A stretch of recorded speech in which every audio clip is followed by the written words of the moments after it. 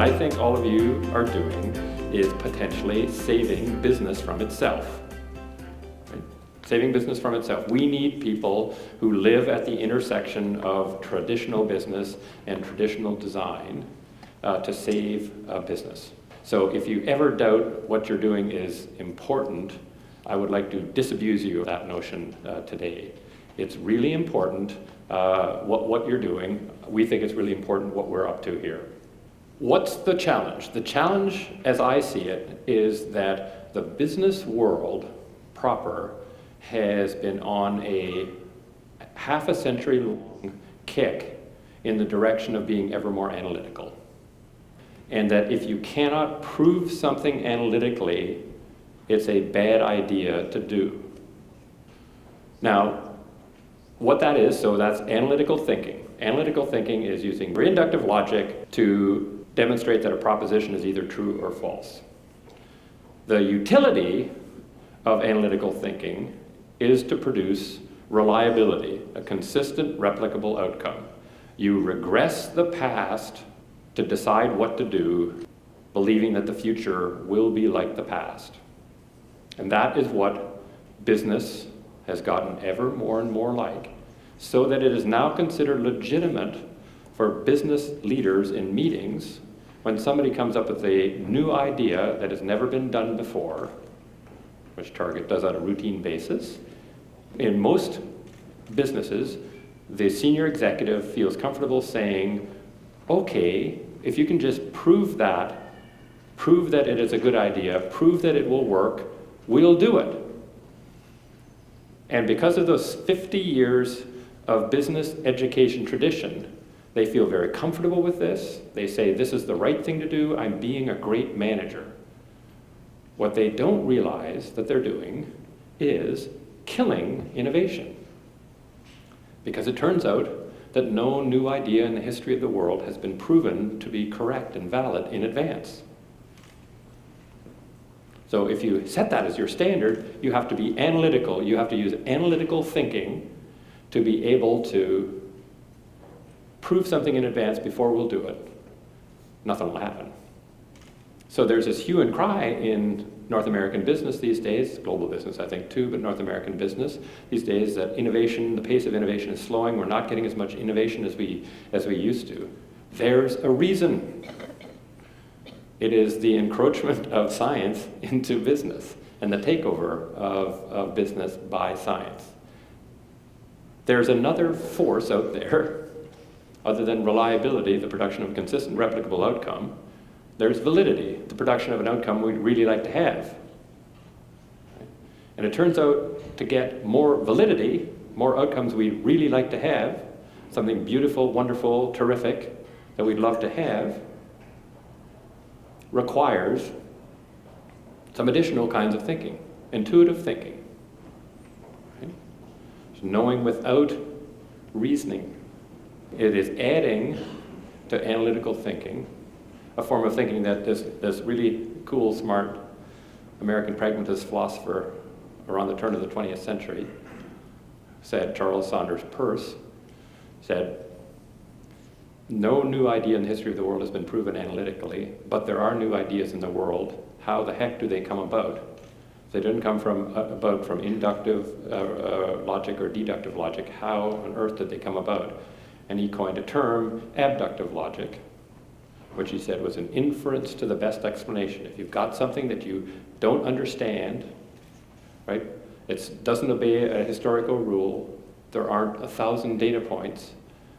You don't just say, well, I can't think about that. You make an inference to the best explanation. Here's what I think is going on. He also called it a logical leap of the mind.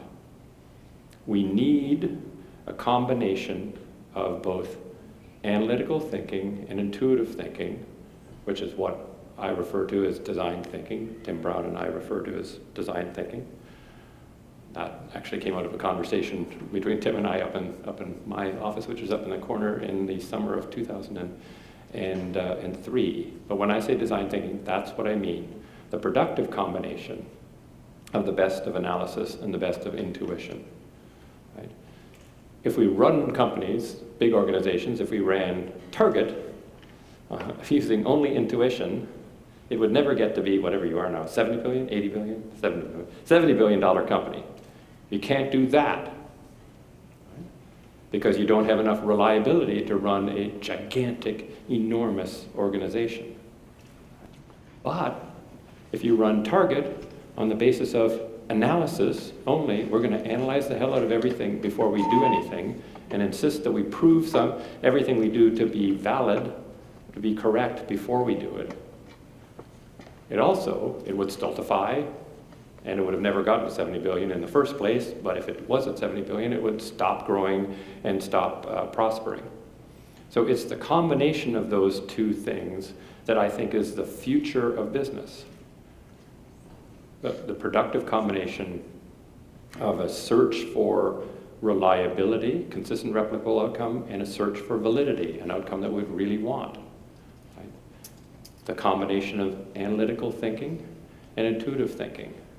The combination of exploitation of what we now know and exploration of what we don't now know and want to figure out. And so that's why what you're doing is centrally important to the world of business.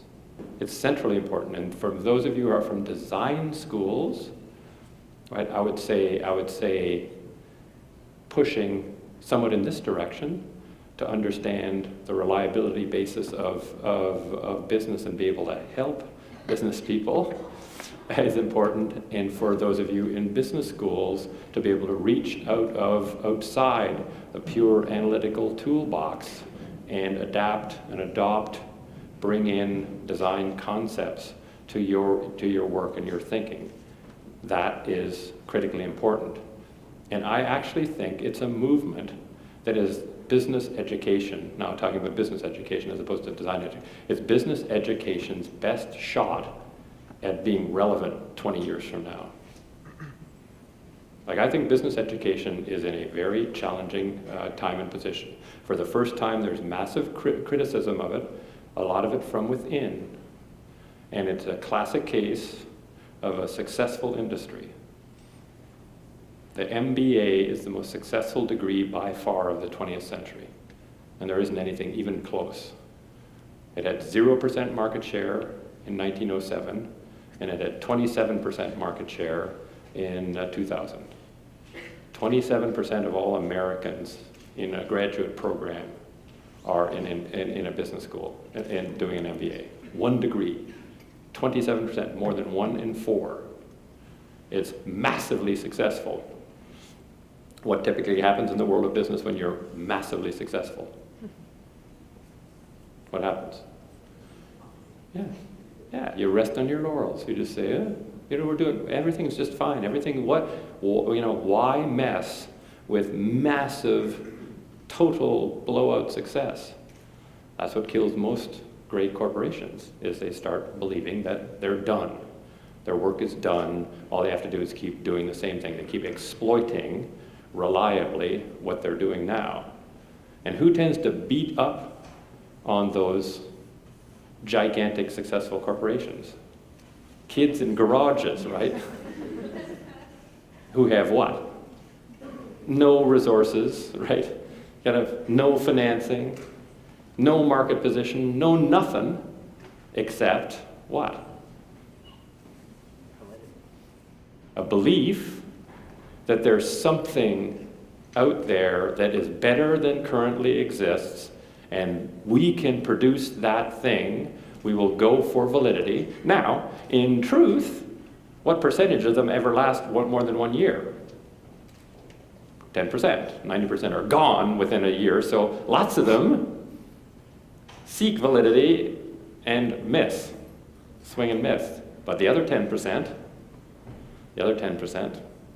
tend to destroy gigantic companies that count on analytical thinking and seek reliability. This is why the 90% thing is why I think this is the place to be. Right? And this is what we're trying to teach students. Value reliability and value analytical thinking as far as it'll take you, right? And not farther, right? Because if you're only over here and you're not rigorous and you don't analyze what is analyzable, you'll have that kind of hit rate, right? And that's not good enough, and especially not good enough for a big established corporation.